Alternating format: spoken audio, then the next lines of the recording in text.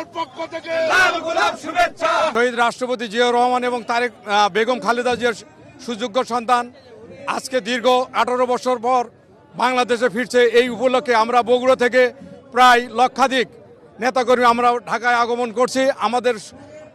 আমাদের সন্তান আমাদের মাঝে ফিরে আসুক, আমাদের দেশ শাসন করুক। আমরা আমাদের আগামীতে আমরা তারেক রহমানকে নিয়ে আমাদের দেশ এবং আগামী কালকে এই ঢাকায় প্রায় 70 থেকে 75 লক্ষ লোকের সমাগম ঘটবে, এই আশাবাদ আমরা আশা করি। আমরা এই নিয়ে আমরা ঢাকাতে অবস্থান করছি। ওনার জন্য খুবই আগ্রহ নিয়ে এখানে এসেছেন। আগামীতে ইনশাল্লাহ আমরা আশা করে এই দেশের অবস্থা সব কিছু ঠিক হয়ে যাবে ইনশাল্লাহ। আইন শৃঙ্খলা দেশ চালানো সব দায়িত্ব উনি নেবে ইনশাল্লাহ।